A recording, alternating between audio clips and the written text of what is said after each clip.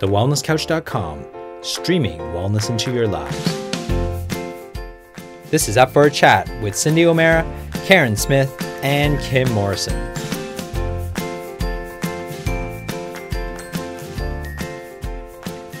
Here we are, up for a chat about the hottest topics that are important to you, inspiring you to awaken the change within. I'm Karen Smith. I'm Kim Morrison. And I'm Cindy O'Meara. And we are so excited to bring you the amazing Sam Parker today on our show. You know, Cindy and I have got the most amazing story to share with you about how we met this fabulous creature. But more than that, I think the part that excites me beyond words is what Sam is actually doing now.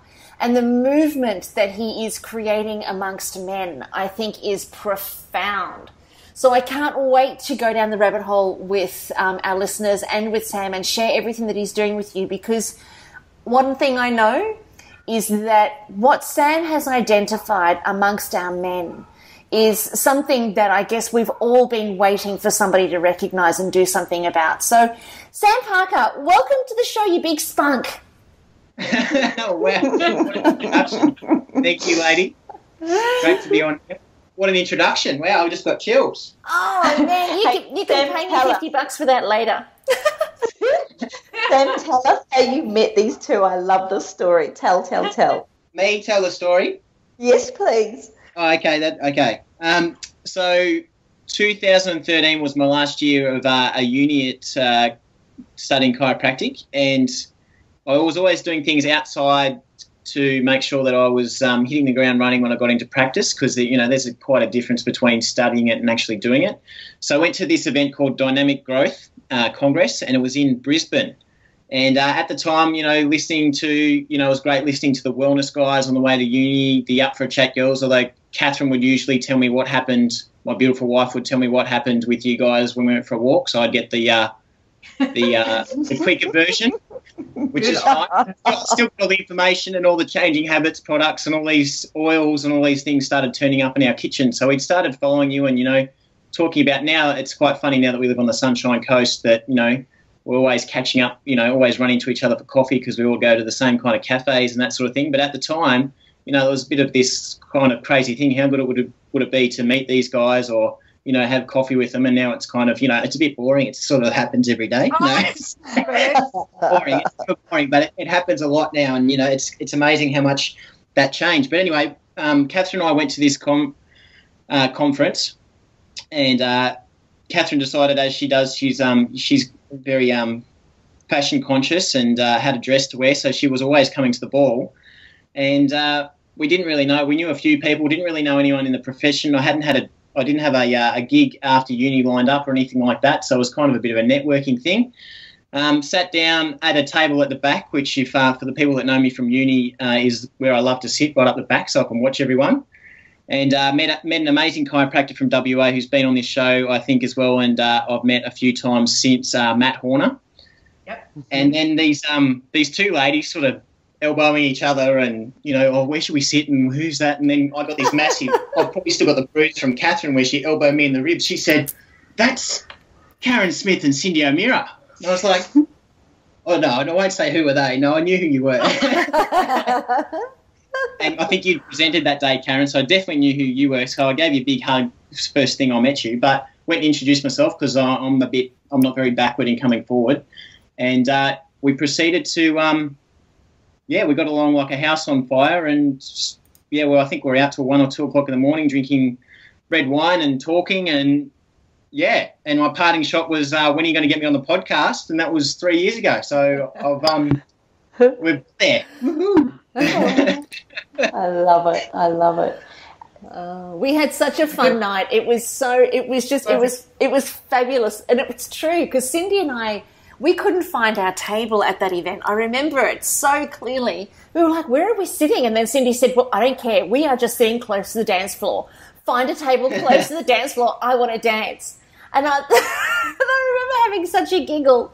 And then we spotted these two seats and sat next to you guys. And it was such a fun night, and we didn't want it to end. I think it was only that we were all so exhausted by 2:00 in the morning that we finally decided to go to bed. But we just had such a fabulous, fun night. And I don't think that any of us actually ran out of conversation. There was always something extraordinary to talk about. It was terrific. And then after the ball, we all went down to where South Bank. Yeah. And remember, we had a drink at South Bank. Yeah, you're right. And I was thinking, geez, I better get up because we've got Sunday. There's still conferencing to be had. So I think it was about 2 a.m. by the time we left there and all went home after a very good night and meeting new people and amazing people and having the best conversation. And sometimes that's how friendships start. And I guess that was the beginning of when did you decided, Sam, that you were going to come to the Sunshine Coast to live and work for Dr. Mark Postles? Well, Mark would say play with him, Mark Postles. Yeah. I can't think a bit wrong to say it, but there's playing with a purpose, shall we say, with Mark Postles. Yeah. He'd like me to that. That wasn't until I went on placement, which was later on in October. But it's quite funny how all the universe aligned. Karen, you'll appreciate this, about how we ended up here and then what's transformed since then. It all, if the universe didn't have to slap us in the face, but it was definitely pushing us in a certain direction, and I'm glad that we followed that instinct, that the messages that we were getting, because we met you guys. I'd met Mark. I think I met Mark a couple of months later at one of his seminars that he does around the country every year, and then I was the only student that went to that event, and then he knew my chiropractor from the hometown I grew up in Leeton, Mark Carter and his family, and Ryan was in the same year as me at uni, his son.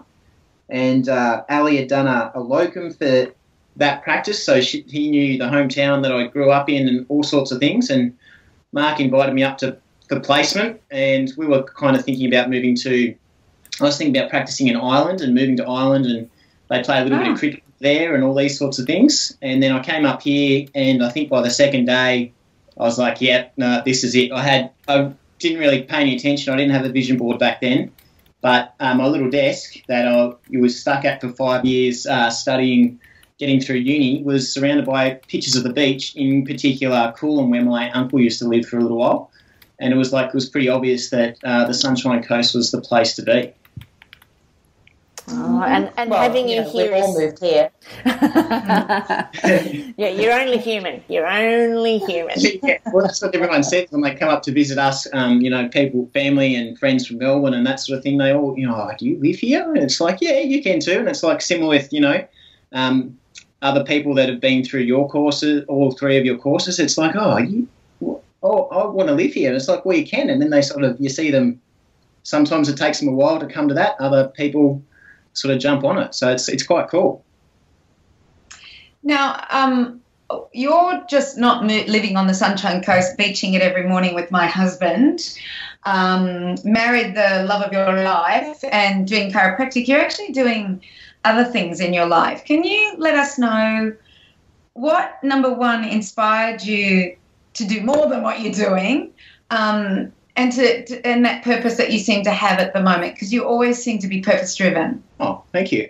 Well, I think it all started finishing uni and moving up here. And I was, Mark Postles has, amazingly big ideas, and he's just an amazing human being. And the whole team at Coast Chiropractic and spouses and everyone involved in that organisation is just incredible. But then, hanging out with you guys for coffee or running into you accidentally on purpose or however it all worked out, you're the average of the 5 people you hang around. And around here, there's so many creative, inspired, purpose-driven individuals who think differently. It's not about 9 to 5. It's not about, there's never enough. It's about, well, what can you create? How can you make a difference? What makes you fulfilled? And I sort of got, sucked into that vortex, which is awesome. So without I found it difficult to study for, I think it was 6 years after I came back from England and all these sorts of things, to get through college. And you always felt that that weight on your shoulders and something hanging over your head that you had to study, you had to do this, you had to do that, and had this amazing growth explosion in personal development. Nicole Donaldson, who's a DeMartini facilitator, took us through a thing called the collapse. So it's not quite the breakthrough experience. She took us through that. I bought one of John DeMartini's books, which I got him to sign recently after I interviewed him on my podcast. And then this blonde bombshell invited me to come along to her Speakers Fast Track event. That's brilliant. Very generous, and it was pretty awesome. Bombshell. Oh, Aaron. That's me. That's me he's talking about. I saw you yesterday, I thought Karen. he was talking about me at first. Late at the moment too. What's that? I saw you yesterday in the office, and you're looking great, by the way. Oh, really? Did I miss you? Yeah, I was up the back in the corner. That's my little corner up the back there. You were busy. Oh, yes, that's right. Yeah. When I went in for my adjustment with Susan. Yes, and so I got invited along to your Speakers Fast Track course, and it's not something that I would have probably done myself. And I was like, I'm not really a speaker. I never had an issue getting up and talking in front of people, but talking about chiropractic and all these sorts of things. And I was like, yeah, this is something, to take the next level and to get the message out and all those sorts of things. That kind of makes sense. So went down to Melbourne, and I remember just watching in awe. I was just like, oh, this is amazing. Like, if you haven't done any of Karen's courses, it's I highly recommend it. I've done all the different levels with Karen, and they've all blown me away. But the Speakers Fast Track I was just sort of watching it. Sorry, Sam, I just want to interrupt you. Have you ever ridden a horse with Karen? Was that necessary? We were just having a moment in the sun of just basking in my brilliance, and then you have to go and throw that in, Kimmy. Kimmy, that was perfect. That was perfect. Do I even answer that question? No, Sammy, don't. In case you don't know, it's probably become a little bit exaggerated, but while we were in Peru, Karen was riding one of the 911 horses, just for the hell of it. And they're called 911 horses because if you can't be bothered walking anymore, just get on a horse. And Karen hopped on one, and while it was standing still, so the story goes, that's not true. She fell off it. It wasn't standing still. I don't know who said that. I'm with you, Cindy. We were going down a steep hill, and the horse took a step that just threw me forward, and I fell off because there were no reins, and I could only hold on to the saddle. So there were no reins. And therein lies the metaphor, Sam. There were no reins. And here's the thing, and I wouldn't like to take anything away from her brilliance because she is amazing. And I think the point on this is that you are absolutely right. What she offers, and in my world, and the analogy for me, the metaphor is Karen is somebody who will help you take hold of the reins and actually live with purpose. She just gave us the metaphor of falling off and what it means to get back up on that horse, even when we do fall off. Nice recovery. Love it. Sam, do you know when you were up in the mountains with Karen in her course last year? I think you guys were up in, was it Malani, guys? And you were doing Mindset Mastery. That was the inner circle, actually, Kimmy. That was the inner circle. Sorry, the inner circle. Yeah. I personally, and I don't know a lot of obviously what happened up there, but your beautiful wife, Catherine, was working with me at that time. And would it be fair to say that was, and I don't know if it was just the course or was it the timing, but there was a real epiphany, a real shift in your energy into not just helping one-on-one, but how to help thousands, lots of other people. It's almost like you took your purpose from supporting people's health and well-being to a whole global platform. Was that, am I off target there? Is that around the time, 18 months ago, where you really started to see that you had a lot more to give and offer this planet than being just a superstar chiropractor? Thank you. Yeah, I suppose it was around that time. It was definitely a shift leading into that. I think the whole excitement and energy, there was ideas flowing. The podcast was, in the works kind of thing. And I think with like most ideas and when you're challenging your beliefs about yourself and something you've never done before, sometimes you need to collect a lot of information. And from that, Nicole Donaldson's the collapse stuff, and then with Karen, coaching, all these sorts of things. I collected a lot of information, and then was starting to finally see what it meant to me, and then turn that into something that I was passionate about.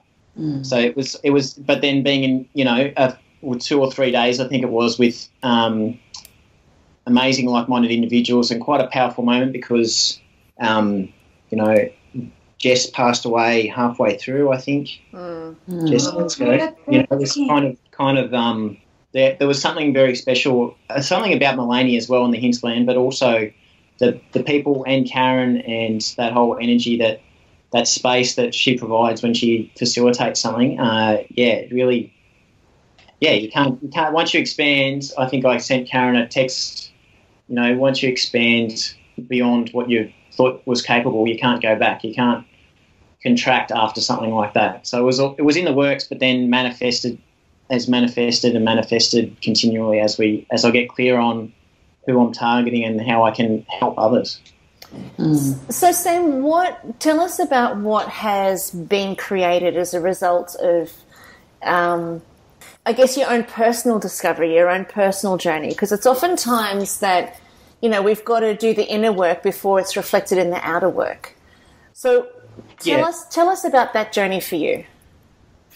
Well, it came at Speakers Fast Track, and Karen, you walked up to me at one stage, and I don't know if you're in flow, and I don't know if you remember it, but I was sort of just watching and going, this is really cool, this is amazing.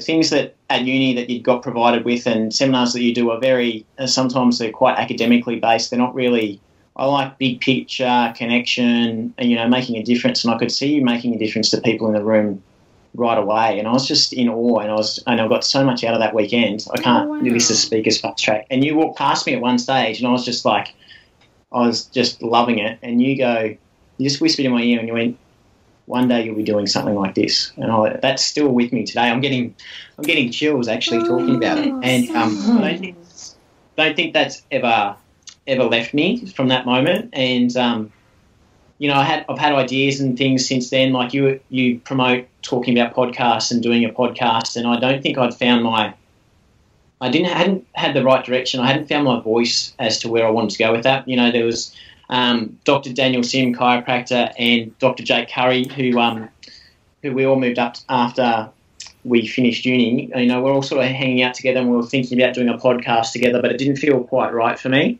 Yeah. And then I went and did more work. I did your mindset mastery. Catherine and I both invested in getting coaching through Mark Kossels with Quest Chiropractic Coaching, and doing a lot of his work with him, and just reading a heap of books. And, my dad has all the Tony Robbins audio and all those sorts of things. So I've heaps of podcasts, and just collected all this information, and then found that I'd absorbed it. Like, we'd have friends that would come around to our house or whatever, and I'd started doing what Mark would do to me in a coaching session, talk about what you talk about, Karen, stuff that I'd read from DeMartini. I just started questioning people, asking them questions, having a chat to them about those sorts of things. And then I realised I've absorbed, it was like an out-of-body experience. I was like, where did that come from? Yeah. And then I found that, well, if you ever see my Instagram page or anything like that, I do have a high value around having coffee and kicking back in the morning before I go into the office or starting my day. And it's kind of the same thing. It's something I'm passionate about, personal development, or people, if you don't mind me plugging, Unleash Your Inner Superstar. That's what you taught me, Karen, is that there's this awesomeness within inside of everyone, and you should unleash it. It's there to be used. It's not for you to play a small game.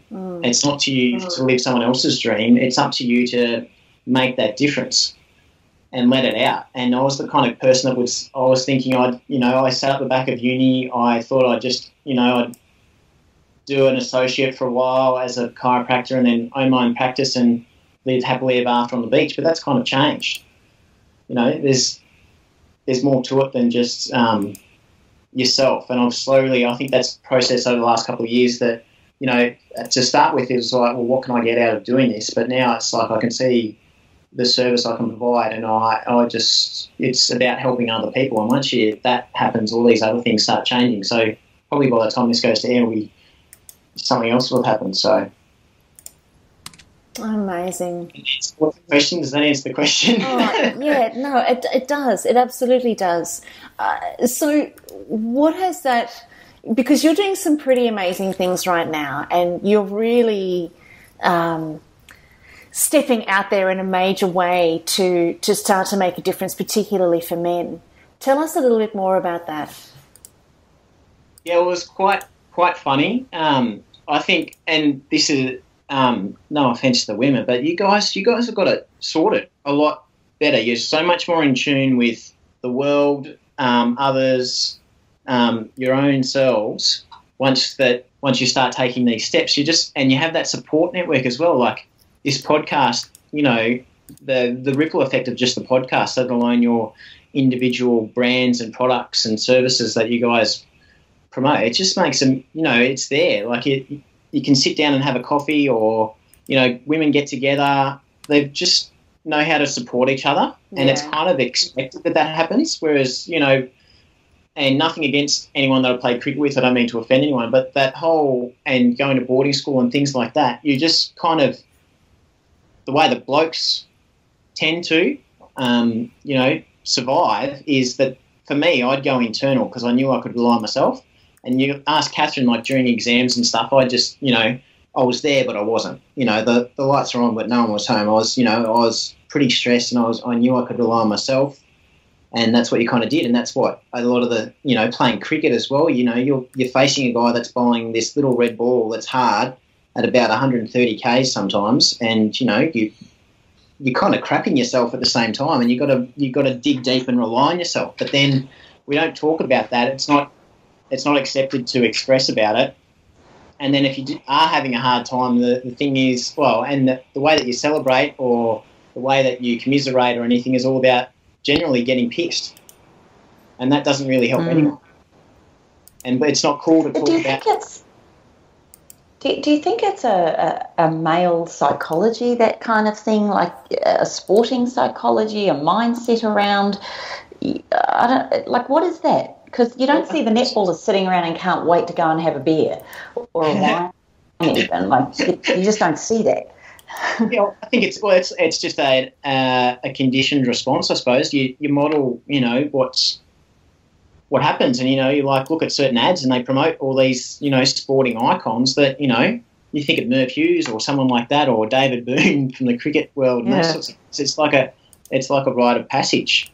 You know, once you start playing, you know, a decent level of sport or adult sport, you know, it's like, well, what do you do afterwards? Well, you go and have a drink afterwards. And, you know, I remember playing cricket, and I was, you know, in my hometown, I was playing, you know, with adults from about the time I was 12, and you'd go to the club or something afterwards, and they're all having a beer and stuff afterwards. You know, you're exposed to it at quite a young age. And I think it's just a conditioned response. It's just something that we've done. But I think when you talk to, you know, the Sunshine Coast is a bit of a bubble, but when you talk to guys around here, and in particular my friends and stuff, there's a real consciousness that it's going to shift, it's going to change, and there's other guys talking about the same kind of things that I'm talking about. But then you still get the guys that, you know, had someone that came in yesterday, and, you know, same sorts of things. You've been, you know, we all taught to be good boys, and, you know, you go to school, and then if you're not great at school, you get a trade, and then, you know, you start working for yourself and you buy a house and you get married, or if you're good at school, you go to uni, and then you get the best job, and then you get the house, and then you get married and have kids, and then guys get to that stage and are like, well, I've done everything that everyone's told me to do. Now what?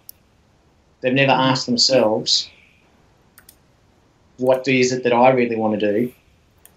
And then also the other thing is that just with that perception, that conditioning, is that we get told that we've got to provide, and the best way to provide is go out and work hard. Like, how many blokes go out there to work 40 to 80 hours a week, come home and are absolutely knackered, and then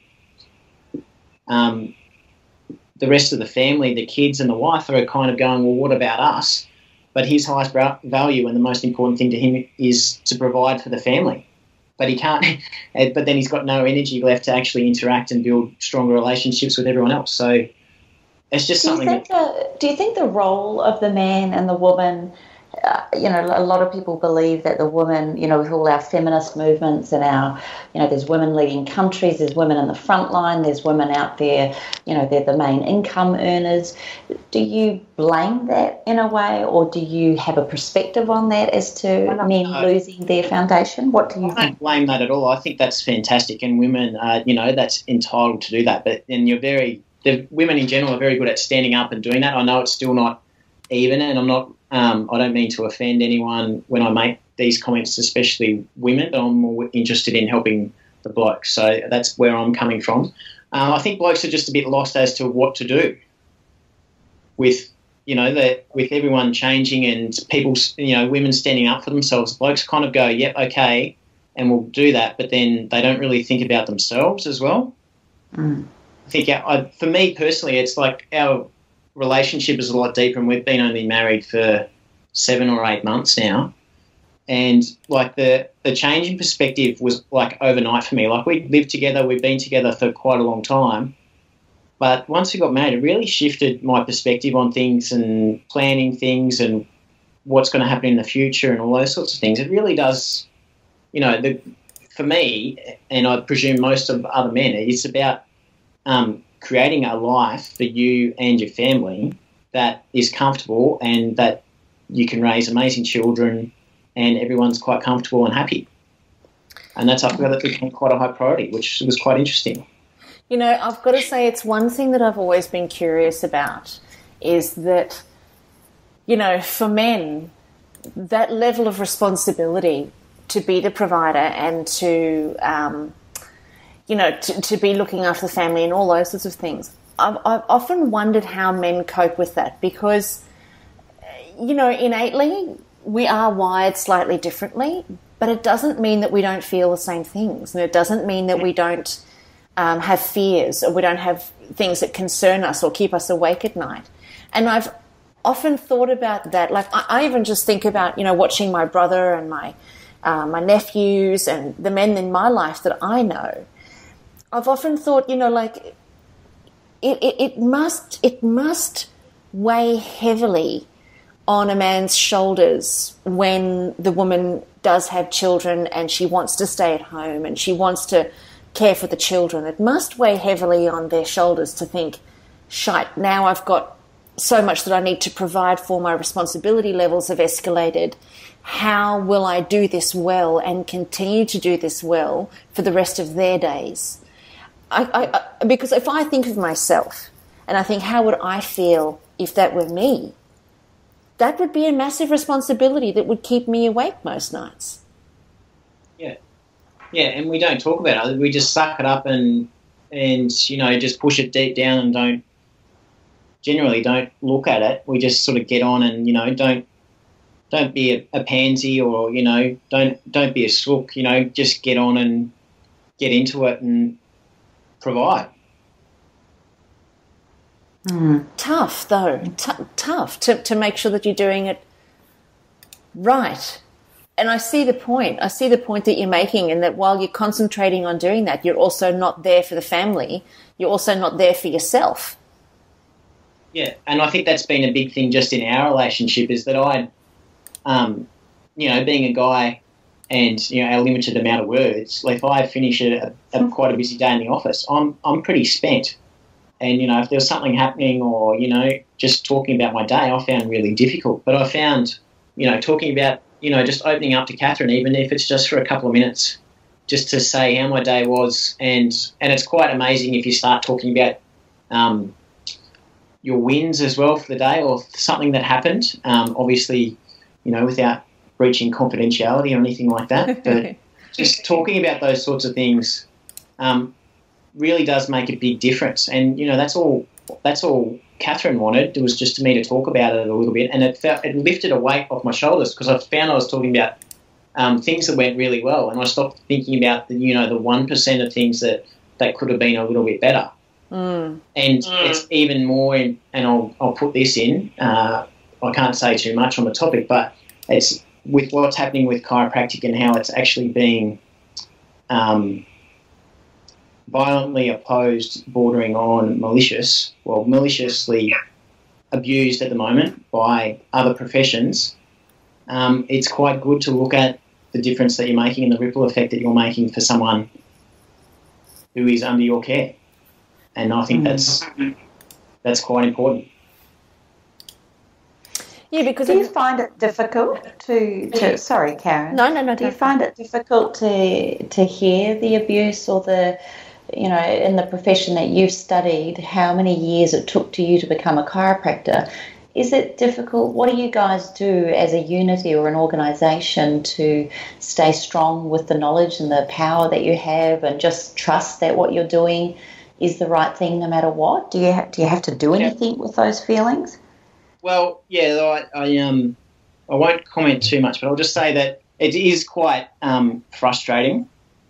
But it's not about me. But it's interesting what's happening within the profession, and this has happened. In America, the Medical Association tried to get rid of chiropractic, and they were massively in the wrong, and they got found out in court. The same thing happened in New Zealand, and the same thing will happen in Australia, is that chiropractic's here to stay. Chiropractic is something that should be part of options for people's health in Australia, and it'll only galvanise the profession.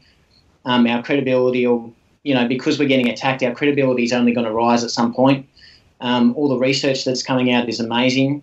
And it's funny, isn't it? Because it's similar with, food or all these other things. You see Pete Evans get attacked and he's doing the best he can for what he does, and all these sorts of things. Is that, it's not, they'll say it's about science, but then when the science starts backing up what you say, then it's not credible enough. And it's like this game that they play to discredit you is actually not true. So they can't, they've got no foot to stand on. There's definitely things that we can clean up within the profession and get better at, but I think it's only going to strengthen the profession in the long run. So it's actually, the night is darkest just before the dawn, and that's kind of what's happening at the moment. But I think it's only going to, thanks to them and the attacks that they're giving us, they're actually going to strengthen the profession. So, bring it on.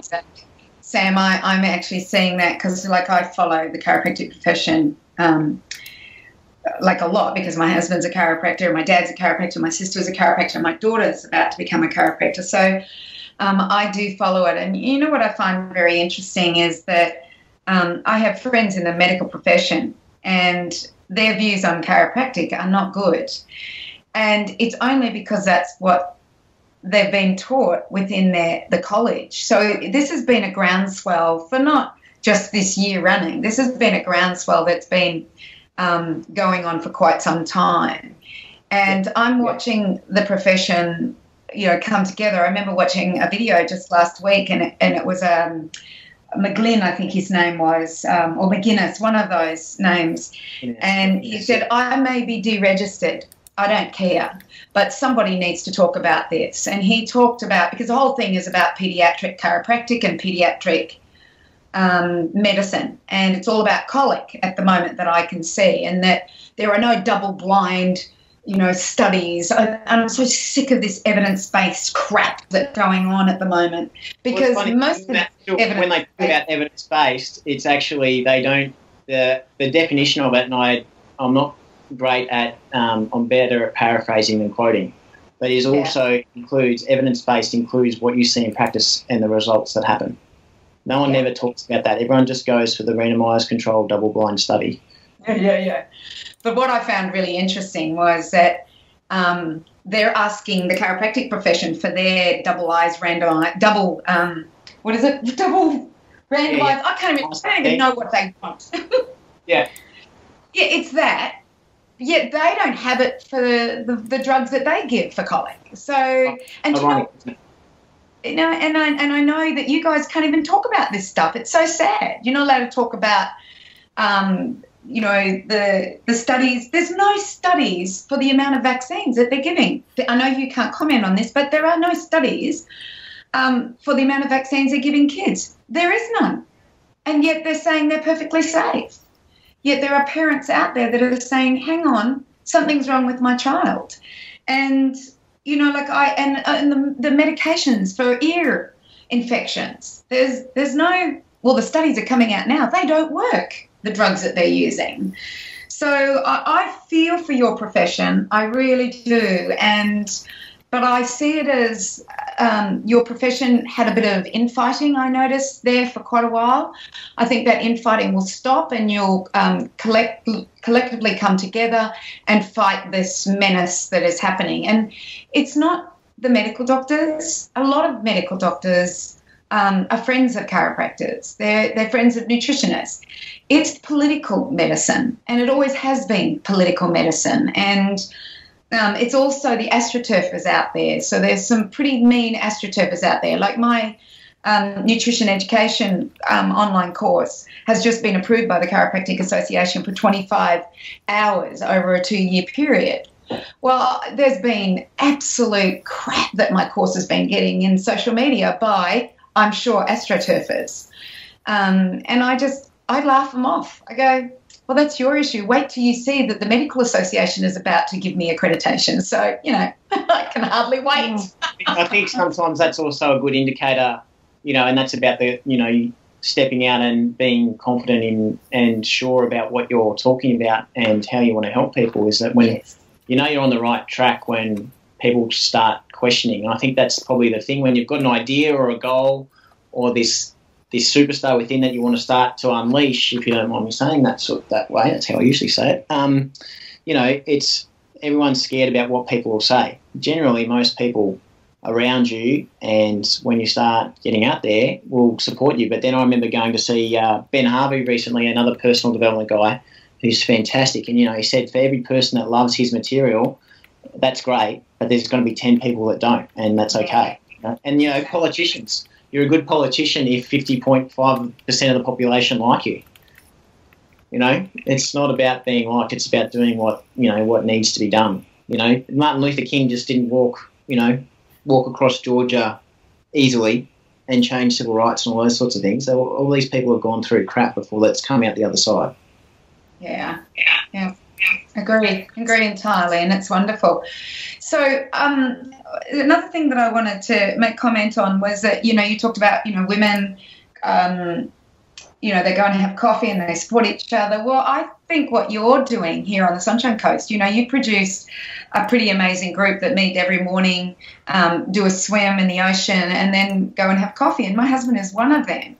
And I think, you're creating that space for men, and it seems to be growing. Like it used to be, I think, you and Matt that I used to see out there, and then it was you, Matt, and Howie, and then Tim. And I don't know, I keep seeing their numbers growing as your little group gathers. Yeah. They're like bloody women. Yeah, it's kind of grown organically, and Matt and I started going for a body surf most mornings throughout the year, because I'm still not acclimatised. I'd like to think acclimatised, but I still find the water quite warm even at this time of year.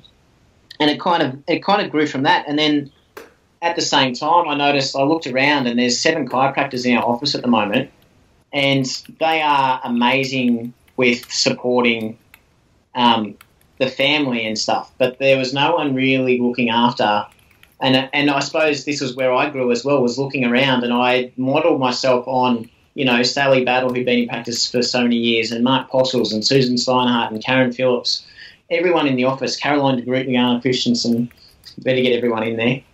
Modelled myself on what worked for them, and then would apply that and try it on, and then find that that wasn't quite how I want to do it. And then I realised that no one's looking at blokes. And then I had the void at the same time of I've not playing cricket since I've moved up here, and I was craving. We met all these beautiful, amazing women from Ground Organics, Simone and Monique and Mel Brook now, and all these amazing ladies, and I was like craving that bloke time because I didn't have it. So the body surfing kind of manifested itself, and then that was that's my focus now in practice, especially, anyone, even younger men as well. I think they're, from what I see within practice, they're craving that, what am I going to do, that, that unsure of who they are and where they're going and what they want to do, and providing that support. And then, from that, I've met Lyle from CrossFit, who's the conscious man and who runs these men's network. He just moved up from Bribey Island, and he had this little idea that he'd been playing with for a little while called the Conscious Man. It's a men's networking group, and nothing to, we don't sit around and sing Kumbaya and hold hands and hug each other. And we do hug each other on the coast. That's how you shake hands up here, I've learned. But just guys getting together and talking and just chewing the fat, basically, And then once someone talks about something, then someone else will mention something, and you'll find that we're all on that same page, that same wavelength about what's going on. And then I think with the group, with Tim Robson, Matt Weller, now Rob Anderson's on the coast, and a few other guys that come along. There's all these guys that are making a difference, and that sort of rubs off on everyone. So good. And you know what's so beautiful is, I love about you guys in particular, is everybody, it's like meeting, it's seriously is like meeting up with your girlfriends. It's like there's just a big group of everybody hugs, everybody talks, everybody gets right to the core of it, everybody shares, everybody's honest. I just think it's a really beautiful, inspirational way for young people, for more mature people, for men, for women, for us all to feel. And you know what the difference I think is though, Sam? Every single one of you have a deep respect for women, which in turn means you have a deep respect for men. And I really think that men out there that enjoy having their women around with them, that they like being a part of it's no longer the boys are out cooking the barbie, the women are in the kitchen cleaning the dishes. There's this easiness with you guys, and I truly believe that is how we were meant to evolve as men and women. Yes, we can have distinct roles, and yes, you guys are definitely a stronger constitution when it comes to physicality. Yes, we may be better nurturers. Please don't get me wrong, I'm not saying neither of us can do either one. But what's powerful in that is that you truly do allow, you men in that group really allow every single woman to be themselves and therefore allow each other. Do you think that's a distinction you've even acknowledged in your group?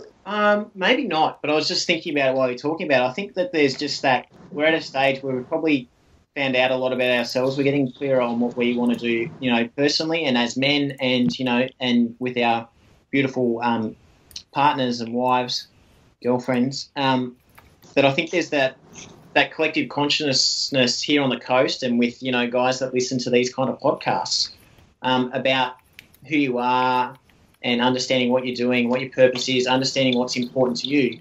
But then once you start understanding who you are and what you're doing, I think that then you can better communicate, and then also look at other people's perspectives a lot easier. With that, so I think to communicate better once you do start doing the internal work, once you make that change within, everything else with outside you change the way that you look at that. So I think that's part of it as well. Isn't that beautiful? You said make that change within, and our byline is all about awakening that change within. And I think that's what these workshops and these podcasts and these connections, I think it's very... Isn't that interesting that where the women say awaken the change and the men say make? Even that, the distinction in itself, the men, the women, but it's the same. I love it. Yeah. So it's just amazing that moving up here and just the people that we're surrounded by is just incredible. And to now, I was really craving that bloke time. And it's funny how DeMartini talks about the void becomes your biggest value. And then when I looked around, it was kind of staring me in the face. Like I go out to Kingaroy once a month as well, and I'm sure, if you look at the stats on men's health and men's mental health and all these things, they're craving out for these kind of things. It's like, it's almost 42 suicides a week for males in Australia. Like, that's ridiculous. God, is it that high? Yeah, that's men in Australia. That's not women. That's not anyone else. That's men in Australia. And it's, it's crazy. And, we're just not equipped at the moment with, what we're meant to be doing or how we do it. So, personal development's a massive thing for people to get into before it gets too late, before there are, clinical signs and symptoms. Okay, so how do we open these men up? How do we nurture them into being a space? I mean, you've all felt comfortable in each other's company to be raw, real and open. How does a wife listening to this go, I wish my husband could be more open, or I wish he had a network? You don't just go and make a friend on the beach, or do you? How does it work? Well, there's been a couple of guys that have come to Lyle's Conscious Man events that the guy's wife has found the ad or has seen it on Facebook and sort of told him to come along. So that could be one way of doing it. I know for me, I still do some typical bloke behaviours, and Catherine might be right, but I have to make up my own mind and come back to her and then let her know she's right. So the more you push, sometimes the worse it is. I love it. I'm okay to admit that. So I'm getting better at recognising that and stepping into that. But Catherine's great with me for just giving me space and time just to figure out things for myself. And I think that's one of the big ones for men and women. We're just so busy. And what the hell are we busy for? It's just crazy. We don't give ourselves. We're meant to have all these time-saving devices and all these things that save time, but we never actually give ourselves time. And that's why I highly value having a coffee with the boys in the morning or going for a body surf and doing these kind of things. It's having that time and time to connect, time to chat about things, or even just time to sit there and not, just have a coffee and not even talk sometimes. It's just about doing something for yourself, loving yourself enough to give yourself time to do something that's important to you. But without undermining the essence of what it is. So I would suggest that you guys do that, but you come home, the wives aren't, or girlfriends or partners aren't worried that you're off womanizing, drinking, being chauvinistic, any of those things that kind of tends to be the reason why women allow themselves or make themselves feel insecure around the behaviour in the first place. Now, I realise that that's not your responsibility, it's their responsibility. But I think your comfortableness, is that a word, in being okay with being in your own time and having that time is because your beautiful wife is really excited that she knows when you have that injection, just as much as when she has the injection with her girlfriends, you come back together in a space with a topped tank, so to speak, and then you've got more to give to one another. How do we encourage our young men to open up and speak like this when their faces or their communication is in social media? I'm noticing my son is talking a lot and he does it via social media. Now, I am not in a position yet to judge whether it's right or wrong. I love the fact that they all have these group chats and they crack up and he sits there and then he shares with me some jokes on an Instagram page. So, I notice with Jacob now, a lot of their communication is on social media with these group chats and they crack up and then he shares with me a photo or a video that one of them have done, or like the other day, one of them had done this video based on something funny that had happened at school. He'd put this voiceover over the top of it. He'd compressed the file and he'd made it into something that was so funny. And a part of me goes, should we be worried as parents that our children are communicating only on phones and via social media? Or is that part of life? I mean, you're young enough, Sam, to actually make a comment on that. I personally feel it's not a bad thing so long as they're encouraged not to be nasty and all those typical things. What's your thoughts around the whole younger generation and their connectivity? Oh, they're insane, aren't they? Like, you think you've got something down pat, and then all of a sudden there's something else, that there's another app or there's something else that they're using. What I would say is I think we need to meet them on their level, match their values and what's important to them. So if that's meeting their values is, meeting them on a social media thing and Snapchatting to them about your day and the same kind of thing, I think that would be quite important. I think the other thing that seems to, from my perspective of what I've seen, and we haven't had kids yet, is that what were you like at the same age, or what was your brother like at the same age, and that kind of thing. Like, it's a very it's not an easy time growing up as a teenager, and I wouldn't jump at doing it again. But I imagine the stresses are even more compounded probably by social media. But to meet them at their level and just to maybe give them space. Like, if they're under your guidance, but to trust them that they'll make the right decision, I suppose, is probably one that I see. Yeah, I agree with you wholeheartedly on that. I think as parents, the major work in bringing the kids up in the context of right and wrong and helping them to understand their position and who they are and the depth of themselves and the magic of themselves, all of that really that happens between the ages of 0 and sort of 10, 11 and 12. And by the time the kids hit 16, 17 and 18, the foundations have well and truly been laid, And I think it's really about understanding that kids are just trying to figure out where they fit in society by the time they reach that age. And at the moment, social media is the way that they become social and how they interact with their peers and their colleagues. And as much as it's a contrast to what we've been brought up with, it's very here, it's very now, it's very today, and it's what they know. So as much as there's that element that's removing that personal interaction, which I think, I actually think there will be a consequence to that in time. I think our ability to communicate is becoming less and less potent. But there's also a new potency that's being born that we need to make room for. And I think trusting our kids and trusting ourselves that we've done the right thing and we've done a good job is really, really important as parents. It's really important. Absolutely. And I just, my mum and dad, just amazing. And, I just think of them, and there was never a question of, I got in trouble, and yes, the wooden spoon got broken at one stage, and I went through being a turd of a kid and doing things and got into trouble and all those sorts of things. But there was always, mum and dad always, basically said, if there's something you want to do, you can do it.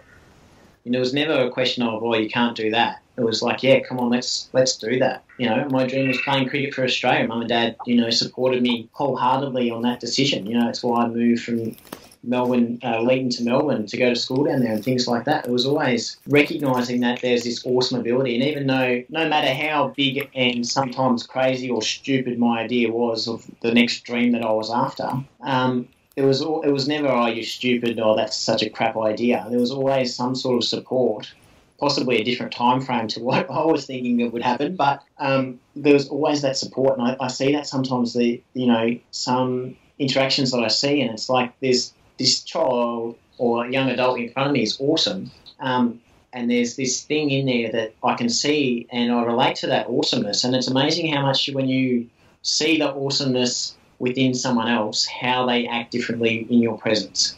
And I suppose that's what I'd like to, that's what school teachers that I really liked. Like I'll give my psychology teacher from Corfu Grammar, Sue Sonigo, I mentioned here.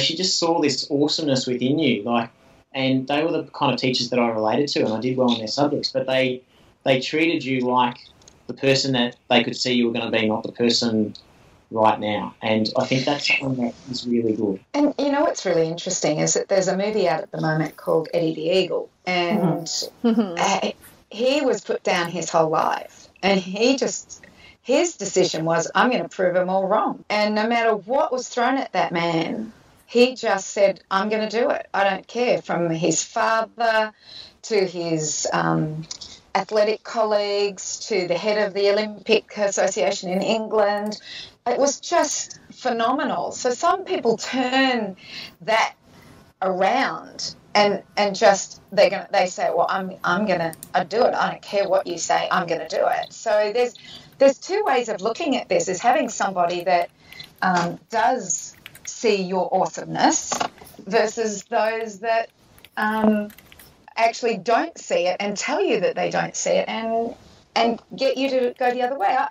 What I want to know is that what causes one to work and the other to work when they're opposing? Well, yeah, that's what DeMartini talks about, challenge and support. We all have the same amount of each. It's just which one that we focus on and which one we tend to use, isn't it? And that's the beauty of coaching, our coaching that we get with Sam Cully and when we Mark Fossils and those sorts of things, and with Karen, is that there is a challenge at the moment, and you've got to stand up, but there's also that support there to give you a hand along that journey. But sometimes you need a bit of someone to sort of kick you up the backside in a certain kind of way. There's different ways of doing it, but there's both work. Just depends on where you're at that time, I suppose. You know, one thing that was interesting, Jacob was talking about it the other day. We were having a conversation with his grandmother, his father, myself, and him, and it was all around some of the teachers at school. Now, he feels that a lot of the teachers just don't get him and get a lot of the kids.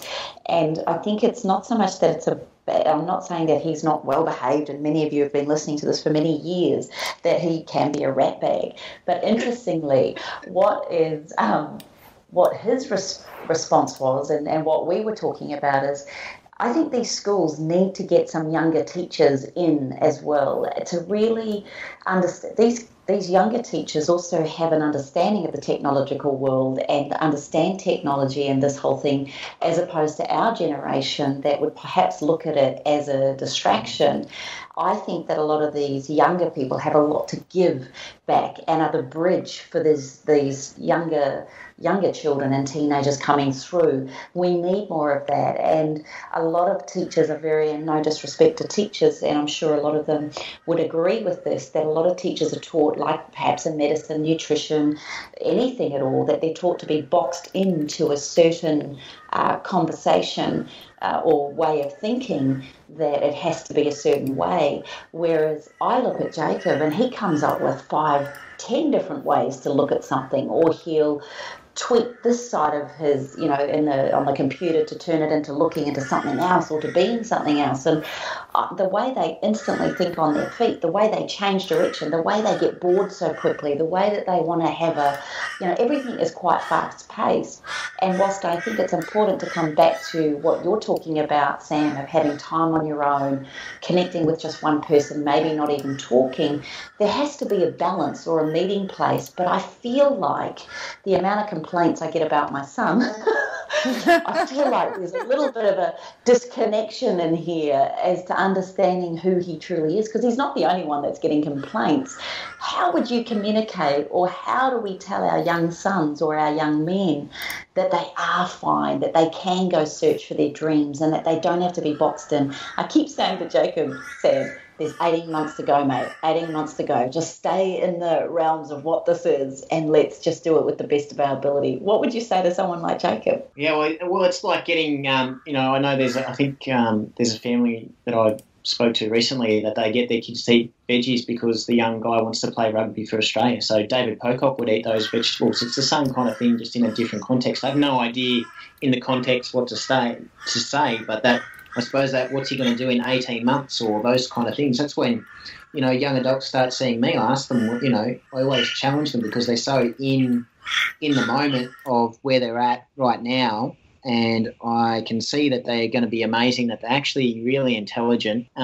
Ask them what they want to be when they grow up, and then they go, "Oh, I don't know." No, come on. Well, and you've got to sort of ask them over a period of time before they start giving you an answer.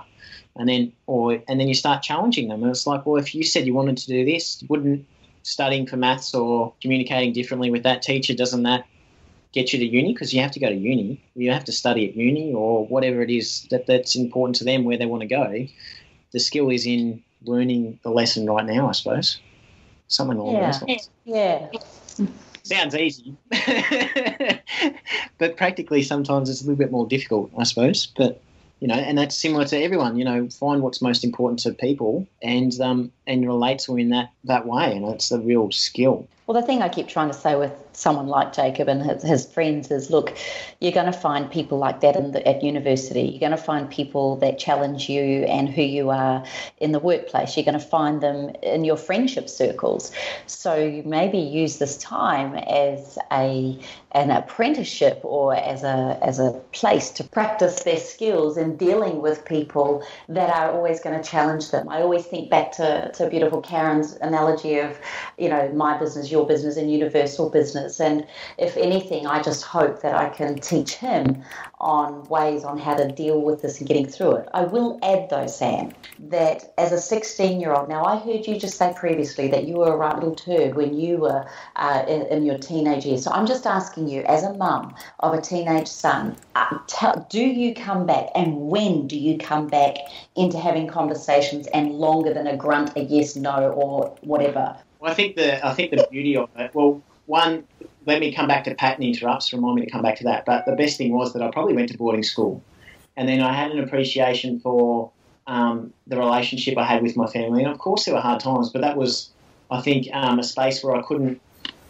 didn't know what was going on with the bodily changes, body changing hormones and that sort of thing, but I also didn't know how to express myself in a way that I would now and get clear on what was the issue, or to actually express I was having a crap time. My reaction was to crack it and swear and jump up and down and, carry on like a little turd. But it's quite funny with people that are stuck in a mindset. Like, I'm just looking at, I've got a whole stack of my dad's Tony Robbins CDs, and Dad was always on about P for patience because I'm a Parker and all these sorts of alliteration, all these sorts of things. And I'd just roll my eyes and look at him. But then if someone else said it to me, or coaches like 15 years down the track playing cricket would say the same thing, and then I'd tell Dad on the phone, he goes, I remember telling you that. And I was like, yep. So they always come back at some stage. It might not be right now, but, Dad was giving me Tony Robbins stuff when I was like 12, and I think I listened to this crazy American with his crazy accent talking about how he lost a load of weight. I listened to it a couple of times, but it was maybe a little bit over my head. Maybe I was too arrogant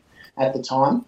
And now, how many years later? 16, 17, 18 years later, I'm going through them all and asking Mum, where's the rest of them? Where's the rest of them? I knew there were heaps of them. So I've got the whole stack of Dad's collection of Tony Robbins stuff 18 years later. And it's like, well, you goose, why didn't you listen to that 10 years ago or 15 years ago? It would have, changed a lot of things. But I suppose, when the student's ready, the teacher will appear as well. But the pattern, I love doing a pattern interrupt on people. So, because I'm sure your pattern would be to say something similar all the time. So, and, you can see kids start to roll their eyes, or someone you're communicating with starts to roll their eyes. And that's where you just go, oh, well, that's a really good idea to communicate like that, because then it'll be the situation and drive them down into the negative. And then you go, well, that would be a really good idea to really not communicate with anyone and just keep doing this for the rest of your life and not do that. And I think that's a really good idea. I think you should stick to that. And I'm quite cheeky when I communicate with people. So as long as I've got some rapport there and I say it with a smile on my face, that kind of snaps them out a bit of it, and then they kind of change. And they might not change their behaviour straight away. Sometimes there's that processing thing with most personal development stuff. Sometimes you've got to collect the information and do those sorts of things. But sometimes just to challenge them and just point out how stupid they're being in a roundabout kind of way is quite fun sometimes as well. Sometimes might, I know Jacob, so I won't say anything bad, but he might just roll his eyes and look off. So. I love you. I love it. It's brilliant. Thank you, Sam. Sam, this has been amazing. Thank you so much for sharing everything that you're up to and everything that you're learning. And I think that there are so many men, and all of the men that you're working with Lyle and Rob and all of those people who you've got in your circles. It's beautiful because I know them personally, and I think that to have a collective of not only men but also intelligence at that level is really cool. Because I think that so many people, not just men, but I think so many people would just thrive if they had an opportunity to hang out with people that were of a like mind, whether they sat talking, holding hands, singing Kumbaya, whatever. I think that just to be able to hang out with people who are of a like mind is really awesome. And we found that, Kimmy, just being in Machu Picchu, didn't we? I mean, even though we were women, and I think women tend to naturally create those sort of groups themselves, but I think we even found that was just incredible. Nobody knew each other. Everybody came together as strangers. There was a little bit of anxiety and anticipation at the beginning, but within 30, 40 minutes of us all being together, we all knew we were kindred spirits. And I think that kind of thing, the more of that there is on this planet, the greater our transcendence and the greater our ability to go beyond the day-to-day mundaneness that holds people back and allows us to, really thrive in each other's company. So, Sam, thanks for being a catalyst on this planet. You're an amazing human being. How can our listeners find you, discover you, follow you, and enjoy you as much as we do? How can they reach out to you? So the website is unleashyourinnersuperstar.com, and that'll have all the social media links and all those kind of things, links to the podcast, my video blog, and that kind of thing.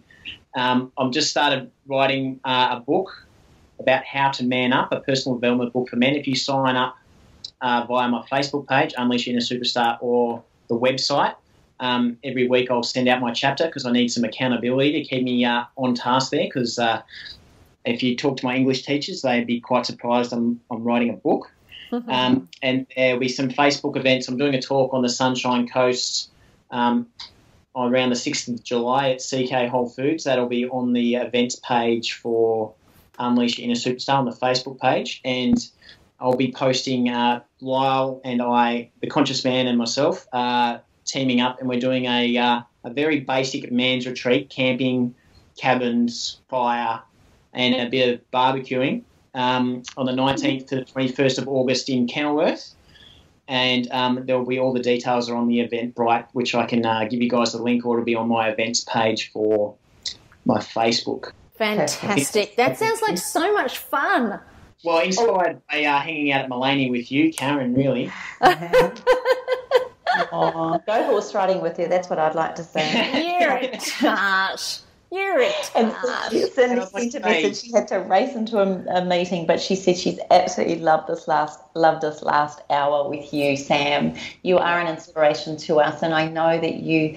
And I had my husband and her husband on your podcast. What is the podcast accessible from your website? Yes, there's a podcast link there, yes, and that's on all devices. There's all links to that via the website, yes. Perfect. You've got some amazing interviews on there, so thank you. No worries, and thank you very much to all three of you. Like, our transition to the coast and awakening the change within has been amazing. It's really been just something, just such a smooth transition, just in the right place, putting ourselves in the right place, and all three of you, your families and partners, and have just made it so easy for us. And you're the ones that inspired a lot of this. So, wow, thank you. You know, you're easy to love, Sam, and you're easy to support. And easy to marry. I mean, you can marry you and Catherine. That's all right. Oh, yes, well, that's another story. Let's move on. Aha! Oh, too funny. Well, to all of our listeners, hopefully you guys have fallen in love with Sam as much as Kim, Cindy, and myself have loved him, and will continue to love him and everything that he does. Reach out to him, go to his website, go to his Facebook page, tell your partners about him, and let them just start to experience what it's like to hang out with a really decent bloke. So if you've got any questions or any comments for our gorgeous Sam, go to our Facebook page at allthews.facebook.com/up4a chat, and you can also post all of your questions or your comments at allthews.thewellnesscouch.com/up4a chat. And join us here next week on Up for a Chat and become part of the ripple effect that's changing the world. And we are going to hang out with you on the ride. Bye for now, everybody. This has been a production of TheWellnessCouch.com. Check us out on Facebook and join in the conversation on Facebook.com/TheWellnessCouch. Subscribe to each show on iTunes and check us out on Twitter. The Wellness Couch, streaming wellness into your lives. Whilst the Wellness Couch presenter endeavor to provide accurate and helpful information to their listeners, these podcasts cannot take into account individual circumstances and are not intended to be a substitute for health and medical advice from a qualified health professional. You should always seek the advice of a qualified health professional before acting on any of the information provided by any of the Wellness Couch podcasts.